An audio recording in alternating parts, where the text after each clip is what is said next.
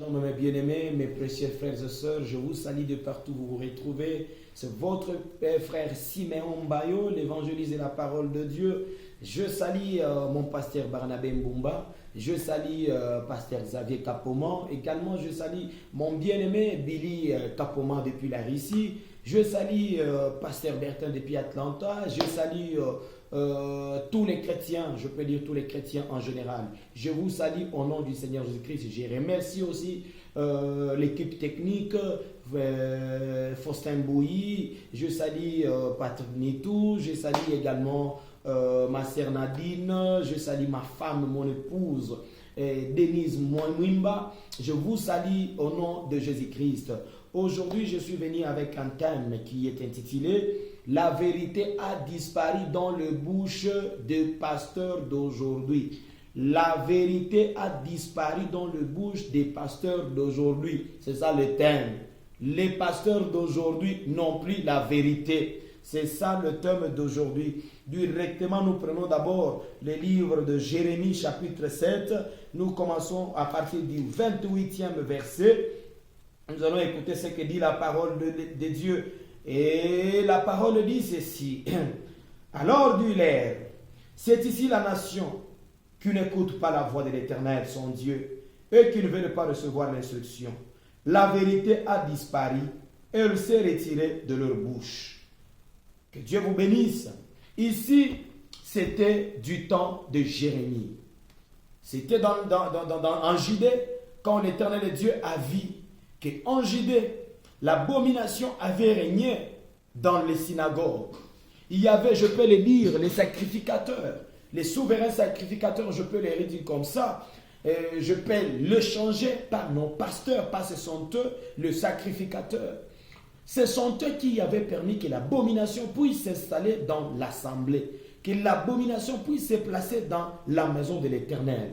Pendant ce temps-là, tout ce que nous voyons aujourd'hui, comme Salomon a dit, tout ce que nous voyons aujourd'hui, il n'y a pas de nouveau. En Judée, ils avaient placé l'abomination. Mais l'abomination est arrivée jusqu'à l'oreille de l'Éternel Dieu. Comme Dieu ne fait pas quelque chose sans pour autant révéler cela à ses prophètes, il a suscité, il a réveillé Jérémie. Il a dit, je t'envoie, parle au peuple de Judée contre cette abomination qu'ils ont placée dans la maison de l'Éternel. Sinon, ma colère retombera sur eux. Soit c'est le frapper, soit c'est les tuer, je ne sais pas.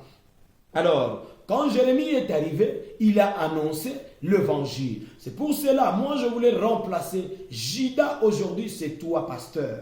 Judas aujourd'hui, c'est toi les serviteurs de Dieu. Judas aujourd'hui, c'est moi. Judas aujourd'hui, c'est l'église. Judas aujourd'hui, surtout nos pasteurs. Parce que ce sont eux qui ont placé l'abomination dans l'église aujourd'hui. Que le Seigneur vous bénisse. Nous continuons avec nous développons maintenant notre thème aujourd'hui. Nous vivons dans une nation où les gens ne veulent pas écouter la voix de Dieu. Nous vivons dans une nation où il y a des rebelles. Nous vivons dans une nation où il y a des pasteurs cupides. Nous vivons dans une nation où il y a des serviteurs de Dieu qui ont oublié l'essentiel. Et ils ont placé l'abomination dans l'église. Ils ont l'apparence de la piété, mais ils ont renié ce qui a fait leur force. Que le Seigneur vous bénisse. Aujourd'hui, nous ne savions plus encore où aller. Partout dans les églises, nos pasteurs ne font que des scandales. Chaque jour que nous nous réveillons, il n'y a que des scandales du pasteur. Vous entendrez ici, on vous dit que le pasteur a pris la femme d'autrui. Vous entendrez ici que le frère est allé juste donner au pasteur de garder l'argent. Lors du retrait, vous vous rendrez compte que le pasteur avait bouffé l'argent d'un croyant de l'église. Donc ça donne même la honte. C'est devenu une honte pour nous. C'est le païen qui nous critique au lieu que nous puissions être des modèles, que nous soyons des paroles ambulantes, des paroles ambulantes plutôt, mais nous sommes devenus des paroles de l'opprobre. Pourquoi? Parce que partout où nous passons, le païen ne nous respecte plus. Parce que j'ai un ami, mon frère Patrice, qui me disait, un jour il disait, quand on était enfant, le pasteur était considéré comme Dieu. Mais aujourd'hui, le pasteur, on est considéré les voleurs, les pasteurs, ce sont eux les escrocs, les pasteurs, ce sont eux les violeurs, le pasteur, ce sont eux qui prennent les femmes d'autrui. Donc, le pasteur d'aujourd'hui, ils ont oublié la mission principale que Dieu leur avait confiée. Par manque de conscience, quand Dieu t'a appelé en tant que pasteur, c'est pour que tu puisses accomplir l'œuvre de Dieu selon la recommandation de la parole de Dieu. Mais aujourd'hui, les pasteurs, ils ont perdu leur conscience à cause des choses du monde. Tout cela pourquoi? Parce que nous sommes dans une nation où les gens ne veulent pas écouter la voix de Dieu. Nous vivons dans un temps où les serviteurs de Dieu ne veulent plus enseigner la vérité aux gens. Que le Seigneur vous bénisse. Si vous voyez aujourd'hui, il y a par exemple des scandales dans l'église. Ce n'est pas de la faute des croyants, c'est la faute de nos pasteurs et non pas la faute des croyants. Vous voyez, que le Seigneur vous bénisse, car la vérité a disparu dans la bouche de nos pasteurs.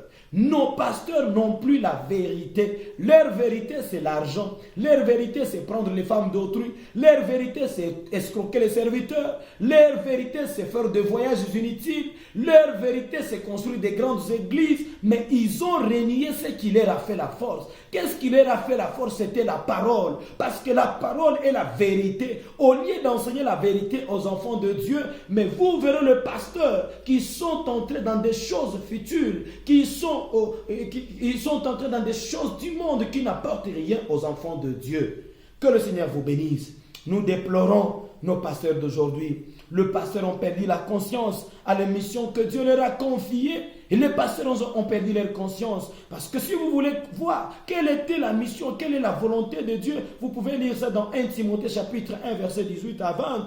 Et que le Seigneur vous bénisse. Nous continuons. La vérité a disparu dans le bouche de pasteurs d'aujourd'hui. Ça c'est vérité. Ça c'est la vérité. Personne ne peut me conduire, ne peut me contredire. Parce que nos pasteurs ont oublié l'essentiel. Nous continuons encore à lire toujours notre livre de Jérémie. Nous allons d'abord lire au verset, toujours au chapitre 7, verset 9. Nous retournons un peu. Qu'est-ce qu'ils ont fait? La Bible nous dit ceci. Quoi? Ils ont dérobé, tué. Aujourd'hui, nous avons des prédicateurs ou les pasteurs qui tuent. Parce que j'ai vu un pasteur renommé de la RDC. Nous avions vu des vidéos circuler sur le toit. Un pasteur, parce que le diacre, il avait pris la dîme, il a bouffé. Je ne sais pas s'il avait bouffé ou il avait gardé. Mais vous voyez de quelle manière un pasteur ordonne, afin qu'on puisse se traquer, afin qu'on puisse se tabasser, afin qu'on puisse se torturer. Un diacre, parce que le diacre, il a pris la dîme. On t'avoue le pasteur, on t'avoue le pasteur. Vous n'êtes plus encore le pasteur digne. Vous êtes le pasteur, tu vois quelqu'un en erreur. Tu as vu le diacre, il a pris la dîme. Appelle-les, tu peux les corriger, tu peux les torturer avec la parole de Dieu. Mais toi, tu appelles les gens inconnus pour pouvoir les torturer jusqu'à point où on peut les tuer. Ça, c'est quel genre de pasteur que nous avons dans ces derniers temps de la fin? Le pasteur que leurs yeux est fixé sur l'argent, ils ont oublié l'essentiel.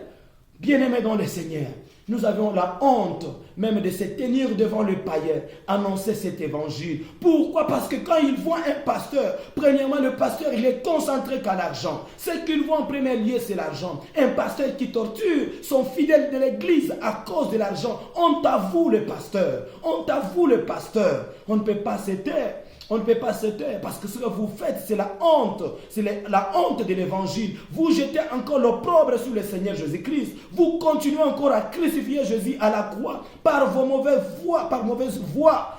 Vous voyez, ça donne la colère. Le pasteur d'aujourd'hui, vous n'avez plus la vérité dans vos bouches. Vous n'avez plus la vérité dans vos bouches. Mais un jour, vous serez punis par le Seigneur Jésus-Christ. Vous avez l'apparence de la piété. Et quand vous parlez, on pense que ce sont de bons pasteurs. Mais vos vies, vous vivez une mauvaise vie. Vous prenez les femmes de vos enfants de l'église. Vous escroquez vos enfants de l'église. Quel genre de pasteur?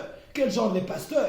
Tous les pasteurs d'aujourd'hui ne veulent pas ne veulent pas vivre comme tout le monde. Auparavant, on voyait même le pasteur qui pouvait marcher à pied pour aller annoncer l'évangile. Mais si vous voyez les pasteurs d'aujourd'hui, ils veulent avoir de l'argent, ils veulent avoir de belles voitures, ils veulent avoir 2 avions. Leurs yeux est tourné que vers le matériel. Honte à vous, le pasteur. Honte à vous. Vous faites la honte de cet évangile. Que le Seigneur vous bénisse.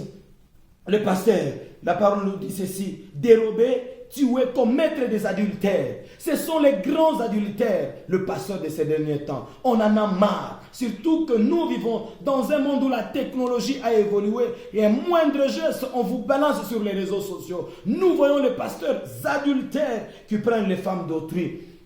Et il dit ceci, et la parole nous dit ceci: allez auprès d'autres dieux que vous ne connaissiez pas. Nous voyons les pasteurs aujourd'hui qui vont vers d'autres dieux que nous ne connaissons pas. Nous allons à l'église pour adorer, mais le pasteur avec le fétiche, le pasteur magicien rempli dans les églises, honte à vous, vous serez punis par l'Éternel et Dieu. Que la colère de l'Éternel tombe sur vous parce que vous induisez les gens dans l'enfer, vous amenez les gens dans les erreurs à cause de vos mauvaises conduites. Que le Seigneur vous bénisse. Vous voyez ces pasteurs ici, ils ont des fétiches. Et puis vous, la parole dit ceci. Il dit ceci. Et la parole dit ceci: tuer, commettre des adultères, vous girez faussement, offrir de l'encens à Baal, allez auprès d'autres dieux que vous ne connaissez pas. Et puis vous venez vous présenter devant moi dans cette maison sur laquelle mon nom est invoqué et vous dites: nous sommes délivrés. Voilà ce qu'ils font, ces pasteurs ici. Parce que ce sont eux le moteur de l'église. Nous voyons la tête. Nous voyons la tête. Parce que quand on voit par exemple, il y a les locomotives qui veulent passer. S'il y a, comment on appelle ça, les wagons est relié sur la tête. Si la tête ou bien la locomotive a des problèmes, tous les wagons ici ne vont pas aller de l'avant. Mais nous voyons aujourd'hui ces pasteurs de ce temps de la fin qui n'ont pas la vérité dans leur bouche, qui ont des fétiches dans leurs églises, qui ont des magies dans leurs églises, et par après ils viennent dire qu'ils vont nous délivrer. Vous allez nous délivrer de quelle manière? Vous ne nous prêchez pas la vérité. Bien-aimés dans le Seigneur Jésus, nous devons faire attention. Nous devons faire attention.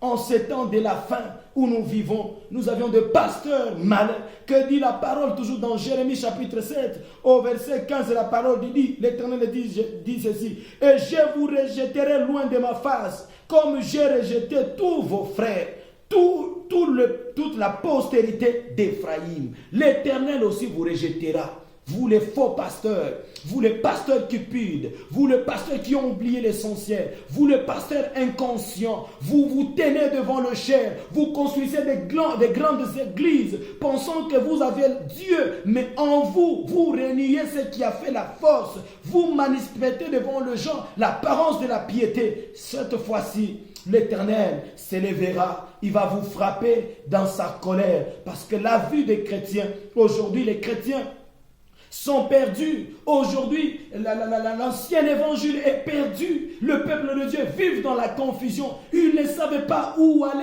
Quand ils vont à l'église, ils vont trouver les scandales. Quand ils restent dans le monde, ils trouvent encore les scandales. Le monde est perdu à cause de vous, le pasteur. Quel est l'évangile que vous nous prêchez? Avec l'évangile rempli que des miracles. Le miracle, c'est bien. Personne ne peut renier les dons. Personne ne peut renier, mais enseignez-nous la vérité. Nous avions besoin de la vérité parce que je me souviens de mon prophète Branham. Il nous a donné un témoignage d'une sœur qui payait des grandes dîmes à l'église. Et cette sœur-là, il avait une mauvaise vie. Mais les jours de la mort, la sœur, elle a vu de quelle manière il allait en enfer. Et par après, le pasteur est venu pour prier pour elle. La sœur, elle a chassé le pasteur. Elle a dit: toi, tu connaissais ce que je vivais, mais tu as manqué de me dire la vérité. La sœur, elle était partie en enfer à cause de vous, les pasteurs. Et aujourd'hui, la même chose se répète dans les églises où nous trouvons des pasteurs méchants, où nous trouvons le pasteur cupide. Honte à vous, vous serez punis, vous serez châtiés par le Seigneur. Les enfants de Dieu, quand ils vont à l'église, c'est pour chercher la vérité. Les enfants de Dieu, quand ils vont à l'église, c'est pour avoir la vie sauve, être sauvés. Les enfants de Dieu, quand ils vont à l'église, c'est pour être remplis du Saint-Esprit. Mais qu'est-ce que vous nous enseignez? Qu'est-ce que vous nous enseignez, vous les pasteurs d'aujourd'hui? Qu'est-ce que vous nous enseignez? Vous jetez l'opprobre sur cette parole. Que Dieu vous bénisse, les enfants de Dieu. Nous avons marre. On en a marre vraiment de ces pasteurs. Le pasteur, dans leur bouche, la vérité a disparu. La vérité chez les pasteurs, ce n'est que des dîmes. La vérité chez les pasteurs, ce n'est que les offrandes. La vérité chez les pasteurs, ce n'est que le voyage. C'est ça la vérité. Mais ils ont oublié ce qui fait leur force. Que le Seigneur vous bénisse. Nous continuons avec ces prédications. Mais ce que je vais vous dire est que vous puissiez rester ferme à suivre l'ainsi dit le Seigneur, parce que l'Éternel Dieu ne nous abandonnera pas, même dans vos maisons. Si ces pasteurs, ils ont manqué, comment vous dire la vérité, si ces pasteurs, ils ont échoué de vous parler la vérité, de vous prêcher la vérité, vous prêchez la vie éternelle, vous prêchez la repentance, vous prêchez le baptême du Saint-Esprit. Frère, si tu vois un pasteur qui n'a pas une mauvaise vie, appelez-les et prenez la parole. Mettez-lui face à la parole. Il ne faut pas avoir peur d'eux. Cette parole ne fait pas l'exception. Même si la parole dit ne touchez pas à mes oins. Les oins, ce sont ceux-là qui marchent dans la vérité de la parole. Ce n'est pas parce que tu fais le péché. Ce n'est pas parce que tu prends la femme d'autrui. Ce n'est pas parce que tu voles les enfants de Dieu et tu viens avec la parole pour dire ne touchez pas à mes oins. On t'avoue avec une mauvaise vie. On t'avoue la vérité a disparu dans vos bouches. Vous les pasteurs d'aujourd'hui, vous n'avez plus la vérité. Quand les enfants de Dieu vont à l'église, c'est pour chercher la vie éternelle. Mais vous venez avec des passages là, ne touchez pas à mes oins. Ne touchez pas à mes oins, quelle est ta vie? Est-ce que tu as une meilleure vie? Un pasteur qui peut torturer un enfant de l'église à cause de l'argent? Quel est ce pasteur? On t'avoue, le pasteur a soif fait de l'argent, les pasteurs qui ont l'apparence de la piété, mais vous reniez ce qui fait la force. Vous faites la honte de l'évangile. Vous crucifiez encore Jésus aujourd'hui par vos mauvaises vies, par vos mauvaises voies que vous choisissez, Vous voyez, vous les pasteurs, finalement, tout le monde ira en enfer. Où est ces pasteurs-là qui pouvaient nous prêcher la vérité? Où sont ces pasteurs qui pouvaient nous prêcher la repentance? Où sont ces pasteurs qui pouvaient nous prêcher de fuir les péchés? Où sont ces pasteurs qui nous prêchaient de marcher dans la vérité? Mais nous avions que le pasteur assoiffé de l'argent. Bien-aimés dans le Seigneur, ce que nous faisons, c'est notre part. Mais veuillez partager cette prédication. Ça peut aider quelqu'un, ça peut sauver. Et renoncer toutes les mauvaises voies de ces serviteurs de Dieu. Maintenant, aujourd'hui, c'est les païens qui commencent à nous corriger parce que nous vivons très mal, surtout le pasteur. Que Dieu vous bénisse. Si toi, le pasteur, tu trouves que tu y as marché mal avec Dieu, ton église se plonge que dans le chaos, c'est le temps que tu puisses revenir à Jésus-Christ, reprendre la bonne voie, la bonne marche, enseigner les enfants de Dieu, pourvu qu'un jour qu'ils soient sauvés. Du reste, que le Seigneur vous bénisse. Partagez cette vidéo comme je vous avais promis. Et la semaine prochaine, nous entamons notre prédication qui parle sur les antéchrists. Pour ceux-là qui disent que Branham, c'est un Dieu à adorer. Pour ceux-là qui disent que Marie, c'est un Dieu à adorer. Nous allons le développer prochainement. Veuillez vous abonner, activer la cloche pour ne pas manquer les prédications que nous allons vous lancer. Du reste, que le Seigneur Jésus-Christ vous bénisse. N'oubliez pas la prière dans vos maisons. La prière change toutes choses. Ne manquez pas d'aller à l'église, de lire la parole de Dieu. Marchez avec Jésus-Christ. Vous serez toujours, vous serez bénis et vous irez de gloire en gloire, de succès en succès, de victoire en victoire. Du reste, que le Seigneur vous bénisse richement.